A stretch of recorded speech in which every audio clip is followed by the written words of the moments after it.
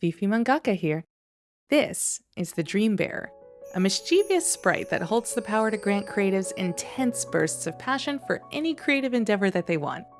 But there's a major catch. Once the passion that the Dream Bearer grants fades, that person will become uninspired, rendering them completely unable to pursue creative projects unless she pays them another visit. Enter Koshi and Vex. Let's imagine they're both pursuing some creative endeavors. Vex wants to be a professional character designer and Koshi wants to create an engaging action manga series. Well, Vex is the lucky one. The Dream Bearer kindly gives him a visit and she fills his heart with an unbelievable passion for designing characters. With this, he spends hours practicing, posting on socials, drawing, and immersing himself completely in his passion. It's like nothing he's ever experienced. But all good things come to an end, and the Dream Bearer takes Vex's passion away as quickly as she gave it and moves on to someone else. Vex is left feeling empty and discouraged, and every day he waits for the return of the Dream Bearer, hoping to regain that fire that once burned in him. Meanwhile, Koshi doesn't rely on the fleeting visits from the Dream Bearer. He has a different approach to his aspirations. Instead, he develops a deep connection to his manga making, embracing the highs and lows, as Koshi knows that making a great manga is his life's purpose, and he's committed to seeing it through, allowing him to weather any storm. As time goes by, Vex remains trapped. The poor guy is still waiting for the Dream Bearer to come back, and as a result, his progress halts and his dreams to be a character designer slip away. Koshi continues to evolve, overcomes obstacles, and becomes a recognized mangaka known for his work on Olde Treehouse. Oh wait, that's me. Anyway, this little thought experiment demonstrates the problem with passion, in my opinion. Are you okay with surrendering your life's creative goals to the whims of emotions? Should you let passion hold you hostage by only allowing you to create when it decides to grace you with its presence? Or can we instead find fulfillment and success in our artistic endeavors by forming deep connections to our pursuits that allow us to be consistent and motivated no matter what? Can we be driven not by passion, but by those innate inclinations to create that we had as children? I think so.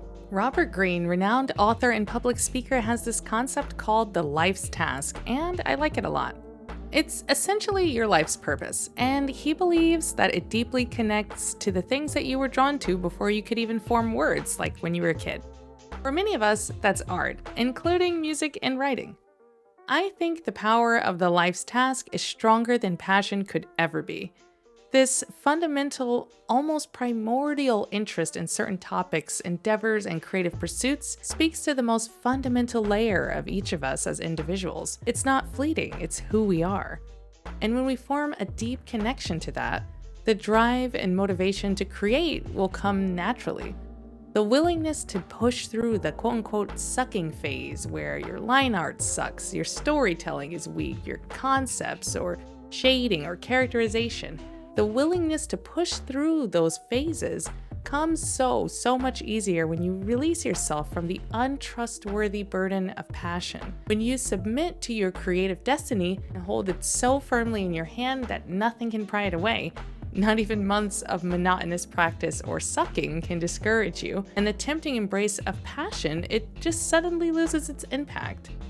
Don't get me wrong, I know it sounds good on paper to be able to just dig into your deep commitment to your life's task and suddenly everything will get easier. It's not easy, and that's definitely the point. The point is, we can trust and rely on our innate inclinations to drive us and push us forward with our creative passions, rather than relying on the Dream Bearer to come. And you know, the funny thing about the Dream Bearer is she never comes when you need her. She'll come when you're in the shower, and then you'll sit in front of your computer and start to draw, and then suddenly inspiration is gone. Or she'll never be around when you're talking yourself out of drawing because you think someone else's picture is better on social media. She's just unreliable. But you, my friend, you are reliable. And that's why I personally believe in purpose over passion.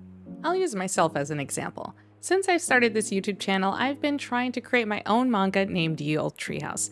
I've never drawn a manga before, and I was a software engineer just a few months ago. I was not into digital art and completely new to Clip Studio. I have no idea what I'm doing, basically, long story short. But I know that my purpose is to tell stories. My purpose is to create characters and tell stories. That purpose is what drives me to learn all of these things I've never done before, post on this YouTube channel daily, come up with content, and really just stick to it and be motivated, because ultimately I know that it's really my life's purpose to tell stories. I love storytelling. Now, loving something and needing passion or having passion, I think they're a little bit different. You should have love for the things you do. You should enjoy them, but you shouldn't need to be passionate about something in order to be able to pursue it, in my opinion. So I think purpose over passion is the way that we can get through the tough times with the artistic endeavors that we're trying to pursue. If you've never drawn a comic before, you have a lot to learn. There's a lot about paneling and screen tones and inking and all kinds of things. It's quite daunting. If I had to wait every day until I'm feeling inspired to pick up my pen and start drawing, I won't make progress as quickly as I need to. It'll be a chore, and then I'll fall further behind with my project, and eventually I'll be upset with where I'm at. And I truly believe that if you over-index on passion, this is probably what has happened to you, or what could happen to you. When you approach creative projects with a deep sense of purpose, none of those monotonous and tedious and difficult things will get in your way. You can power through all of those seemingly not fun moments in learning and building something, and get to the other side where you feel confident in your skills and you've made something that you're super duper proud of to share with everybody. Okay. That was a lot, and it was pretty heavy, so let's change to something more lighthearted. I'm uploading this video on Friday, and Friday is usually Ye Olde Treehouse Updates Day. So there's a lot that I'm changing on the channel for the coming weeks, and here's what they are. First, I'm not going to be doing daily content anymore. I'm kicking Ye Olde Treehouse fully into gear. So in order to basically double my art output, I'm going to reduce the amount of videos that I post. So my new schedule is going to be Monday, Wednesday, and Friday. You can expect speed paints on all kinds of literary, art, and commentary topics like this. And on Tuesdays and Thursdays, you can expect to see some character trailer shorts of the folks from Ye Olde Treehouse. I just think that this is a better way for me to be able to balance the outstanding work that I need to do on the series, in addition to getting content out and kind of mingling with all of you.